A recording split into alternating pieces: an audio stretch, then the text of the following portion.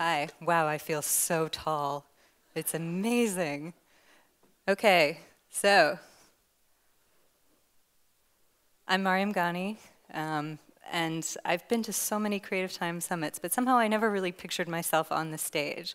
So this is really exciting for me. I've been so impressed by everyone working completely without notes, but I actually am going to use some. I will try not to look at them too often. Okay, so when I was asked to speak in the Nationalisms section, I tried to find a kind of central question for myself. And the question I came up with was, what role can artists play in reimagining nationalism or imagining an alternative to nationalism in a time when that term takes on increasingly toxic shades? So for the last decade or so, I've been working collaboratively with Chitra Ganesh as Index of the Disappeared, and also with Gulf Labor on activist projects, thinking about how patterns of migration, rendition, detention, and deportation change the politics within and between nation states. But I'm actually not here to talk to you about that. I'm here to talk to you about what we left unfinished, which is my research into the archives of Afghanistan's national imaginaries, and the ways in which the shifting self-definitions of the Afghan state have always been reflected, anticipated, and even sometimes defined by its artists. So a key moment in this history is the Salon-e-Girdbad, or Salon of the Whirlwind, which were these literary meetings in Kandahar in the mid-century, the mid-20th century. And they actually birthed a political movement called Wejhe-Zamyan, the awakened youth. So this is an amazing moment where art actually becomes politics, and a space that was created by and for culture actually allows the imagining of a completely new politics for Afghanistan. So the movement Wejhe-Zamyan actually didn't last very long. It was dissolved in the 1952 crackdown on political parties, but it's still very influential today. There's actually a new party also called Awakened Youth that's active right now. And it also was very critical to the radicalization.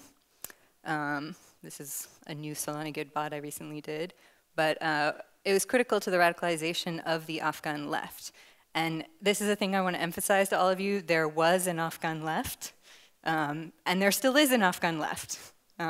This is something lots of people don't know. So there was a progressive movement. It started in the 50s. It got really active in the 60s. There's lots and lots of protests going on, strikes, student strikes, worker strikes, teacher strikes, solidarity strikes.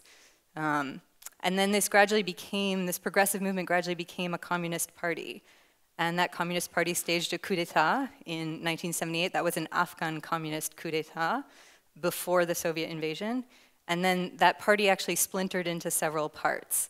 That happened before the coup d'etat, and then they came back together, and then they splintered apart again under the pressures of actually coming into power.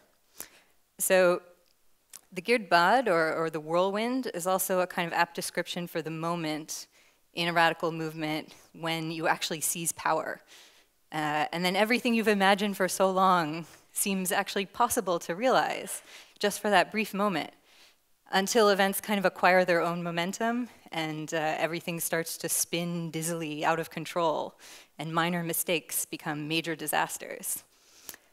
So one thing that I've been interested in this research is the question of, can we locate that moment, the moment before the dream disintegrated? Can we somehow recuperate its potential? Can we actually recross the shadow that fell between the intention and the act? So if the original intentions, the raw desires and fears of the Afghan communists can be found anywhere, it's in their unfinished projects.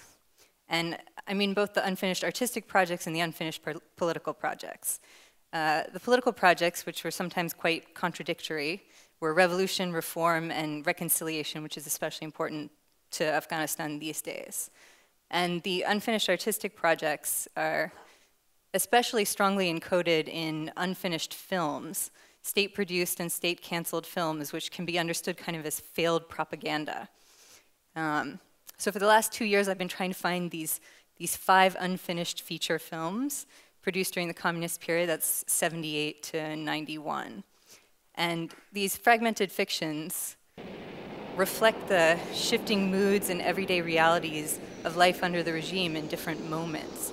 So, you start with this kind of like triumphalist in the month of Sar. Sar roughly corresponds to April in the Islamic solar calendar.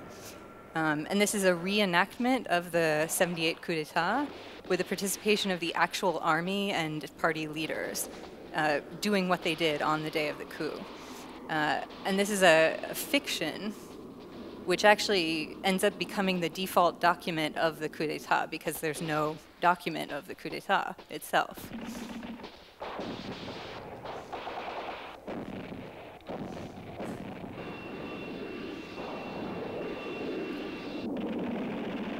But as we pass from this moment, 78, through the splintering of the party and into the Soviet invasion and the installation of the Parcham puppet regime, we then have the paranoid surveillance story of Sukut, or falling. This is silent because it's reconstructed from partial rush prints. And this really is basically an encoding of anxieties about the massive intelligence apparatus. There were 20,000 people working for the intelligence service at the time that this was made. And it's encoded in a cops and robbers story where everybody's spying on each other. But when you get to 1990, when Kajra, or Wrong Way, was made, it's actually a story that's all about reconciliation with the Mujahideen. So here you have a fictional reconciliation between a family split by war that's happening about a year before the actual reconciliations started taking place, so anticipating the national reconciliation that was happening at this time. I really love how he throws the rifle. That's one of my favorite things in this film. It's kind of amazing. Okay. So I've also been trying to find all the people who made these films, and this is the guy who directed the clip you just saw, Juansher Haidari. And I've been trying to use the films to actually start conversations with the original filmmakers who are all still alive but don't have access to their negatives. A lot of the negatives are actually kind of lost. I think they're in Uzbekistan, but I'm not 100% sure. And also with the larger community around filmmaking in Afghanistan, with leftist exiles outside Afghanistan trying to stage a lot of like sort of tiny reconciliations. And with artists, musicians, writers, and filmmakers who have actually never before encountered Afghan films, but who see in these unfinished projects a kind of opening into which they can enter to imagine temporary endings, improvised endings, together, rather than just sort of spectating separately. So the process of this project, which involves reconstructing a narrative from partial rush prints, guessing at lost dialogue, gathering together images and people who have been scattered by war, basically mirrors the larger process through which the history of this period is gradually and very gingerly being recovered. There's also this really fascinating gap between the stories that were produced for the screen during this time and the stories of how the films were actually made, which involved incredible difficulties, dangers, and sometimes even death. That's because they were using live ammunition in all of the gun scenes, in all the gun battles. So actually someone did occasionally get killed when you use live ammunition to stage a gun battle. But you know, that gap actually also reproduces in miniature a larger gap, which is the gap between what was wished and what was done, between the national imaginary and the lived reality at the time. So I don't know, maybe the filmmakers were trying to sort of will this better world that they scripted into existence, like Firdausi, you know, coaching his patron with this book of really, really great kings. That's an Afghan joke. Somebody will get it, maybe on the live stream. Perhaps there comes a point in every revolution where it only exists in its representations. But does that mean it no longer exists? Or has it just gone into storage, waiting in the archive until its revival is required? So I've always thought of the story of Shahryar and Shahrazada as a metaphor for the relationship between the artist and the nation. You know the story, or at least the outline of it. A king goes mad after seeing something he cannot bear. And in his madness, he nearly destroys the kingdom of which he is both ruler and symbol. Every night he marries a wife, and it's always a girl who's plucked from the lower classes, who has no power to resist. And every morning he orders her execution, so the rule of law has dissolved and the reign of terror has taken its place. And then Shahrazada, who's actually a minister's daughter, gives up her privilege. She volunteers for the marriage, but she staves off her death by telling stories all night, always leaving some of the tale untold at dawn, so that she lives another day to complete it. But every story contains another story, and another, and so on. Stories about people telling stories to save their lives, to gain justice, and to reach judgment. Stories about wise caliphs and great kings who spare the innocent and punish only the guilty. And by the time 1,001 nights have passed, the sanity of Shahryar has been restored, and the nightmare of his kingdom has passed. So, you know, we can't all be Shahrazada, saving our nation single-handed, but we can be many Shahrazadas, telling our stories night after night, and dragging the world back to sanity, one listener at a time.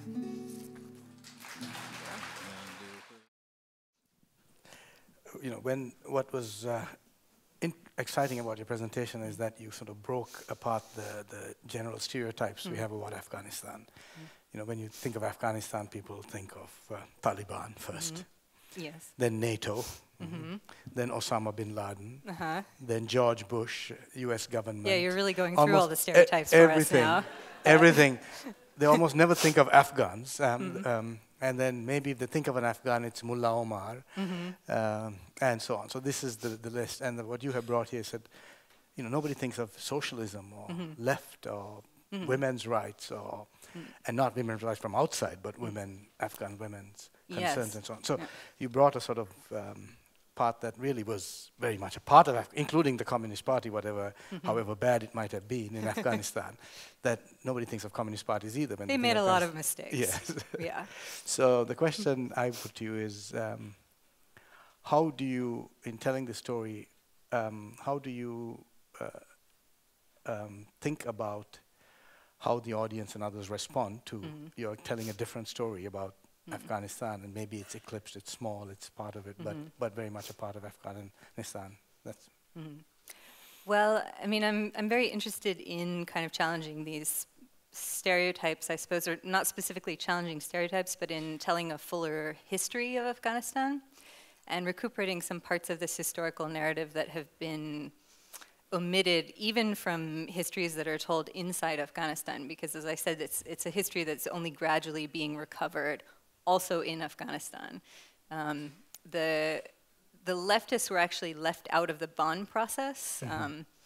Everyone had a seat at the table of the Bonn process, which constructed the transitional administration, except the leftists. And I think that's one reason why this history has not been part of the telling of the Afghan narrative after 2001, is because the leftists have not been part of the politics, of the active politics of Afghanistan. But they actually are now starting to revive both wings of the party, have new chapters in Afghanistan. This is something I just found out recently.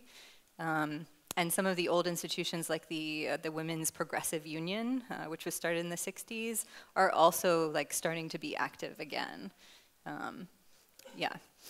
So those are definitely things that I'm interested in kind of bringing back into public view, not only for the benefit of people outside Afghanistan, but also for people inside Afghanistan, in a way to make it, there's certain things that haven't necessarily been permissible to talk about, and somebody has to start that conversation. And art is a safe space to start difficult conversations. excellent. Yep. Thank you very much. Thanks.